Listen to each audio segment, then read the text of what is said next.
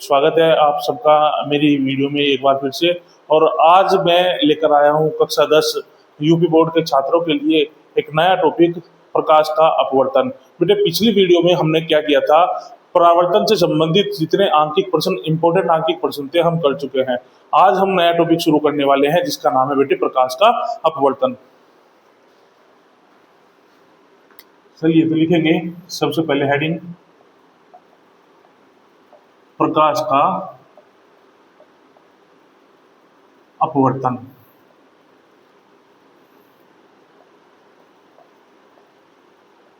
Refraction of light. देखिए क्या होता है बेटे प्रकाश का अपवर्तन। हम जानते हैं कि प्रकाश क्या होता है बेटे, किसी माध्यम में बिल्कुल सीधी रेखा में गमन करता है। क्या हो जब प्रकाश किसी एक माध्यम से दूसरे माध्यम में प्रवेश करे तब उसके साथ में क्या घटना घटित होती है, उसी के विषय में प्रकाश का अपवर्तन होता है बेटे। देखिए क्या होता है, जब प्रकाश किरण किसी एक माध्यम से दूसरे माध्यम में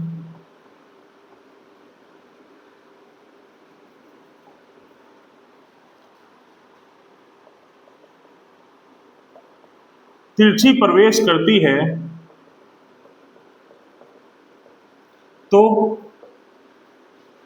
अपने मार्ग से विचलित हो जाती है।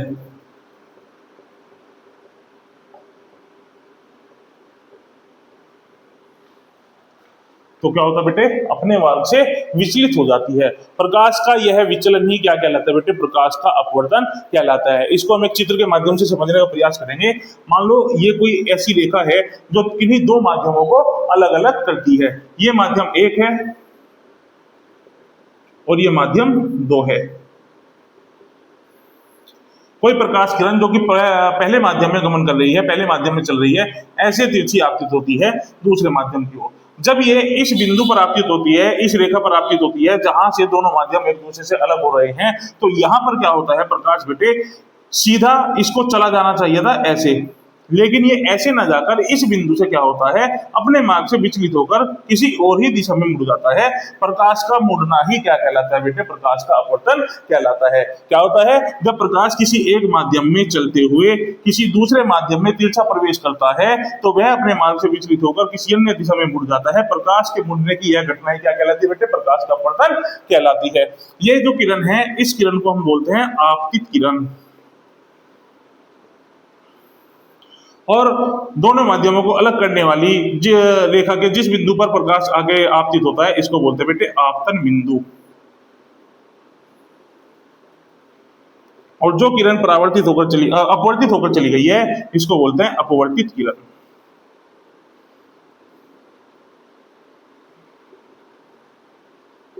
देखिए माध्यमों को अलग करने वाली रेखा के ऊपर जिस बिंदु पर प्रकाश किरण आपतित हुई है, उसके ऊपर एक लंब डाल देते हैं। इस लंब को कहा जाता है बेटे अभिलंब।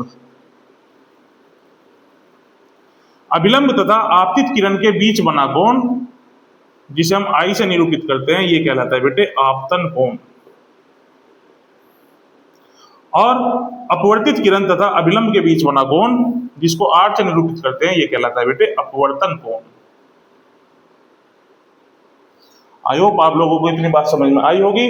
क्या बताया बेटे, प्रकाश का अपवर्तन क्या होता है, जब प्रकाश किरण किसी एक माध्यम में चलती हुई दूसरे माध्यम में तिरछा प्रवेश करती है तो वह अपने मार्ग से विचलित होकर किसी और दिशा में चली जाती है। प्रकाश का इस प्रकार अपने मार्ग से मुड़ना ही क्या कहलाता है बेटे, प्रकाश का अपवर्तन कहलाता है। यहाँ इस चित्र में हमने समझा कि आने वाली किरण को क्या कहा जाता है बेटे, आपतित किरण। जो किरण अपवर्तित होकर चली गई है उसको कहा गया है अपवर्तित किरण। जिस बिंदु पर किरण आपतित हुई है उस बिंदु पर जो लंब डाला गया है, इस पर दोनों माध्यमों को अलग करने वाली रेखाओं पर, इसको कहा गया है बेटे अभिलंब। अभिलंब तथा आपतित किरण के बीच बना कोण आपतन कोण, जिसे आई से निरूपित किया है। अभिलंब तथा अपवर्तित किरण के बीच बना कोण अपवर्तन कोण, जिसे आर से निरूपित किया गया है। देखिए प्रकाश के अपवर्तन का मुख्य कारण क्या है बेटे, प्रकाश की चाल का विभिन्न माध्यमों में अलग अलग होना।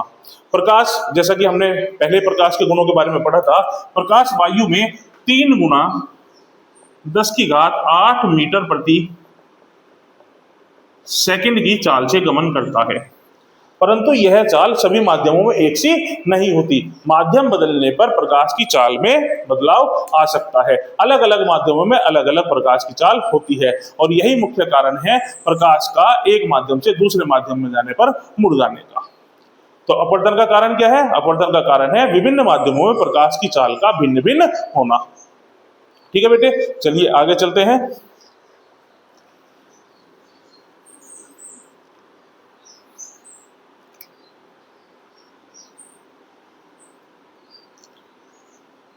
नेक्स्ट टॉपिक है हमारा अपवर्तन के नियम।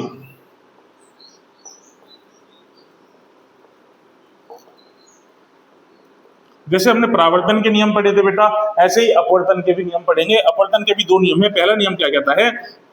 पहला नियम कहता है कि आपतित किरण, अपवर्तित किरण तथा आपतन बिंदु पर अभिलंब। क्या कहा बेटे? आपतित किरण, अपवर्तित किरण तथा आपतन बिंदु पर अभिलंब तीनों एक ही तल में होते हैं। पहला नियम क्या है? आपतित किरण, कोमा अपवर्तित किरण तथा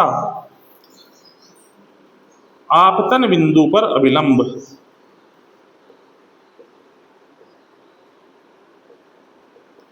तीनों एक ही तल में होते हैं।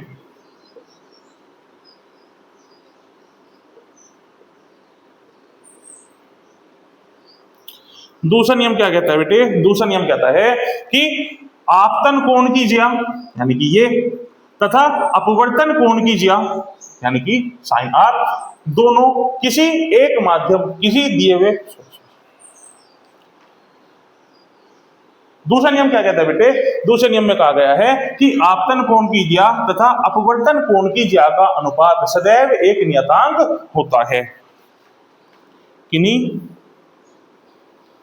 दो माध्यमों के लिए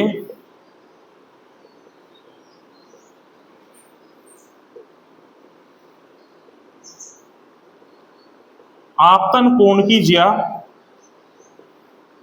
मतलब साइन आई तथा अपवर्तन कोण की ज्या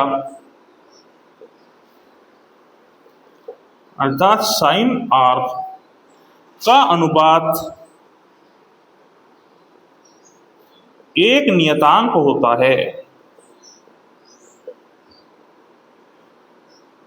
एक नियतांक होता है। इस नियम को हम यहां पे लिखें तो बेटे साइन आई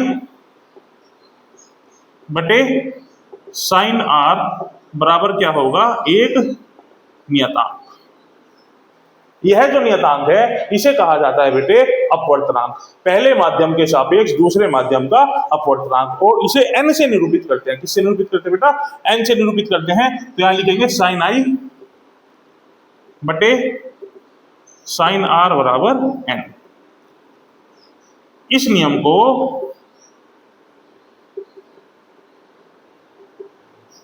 स्नेल का नियम भी कहते हैं।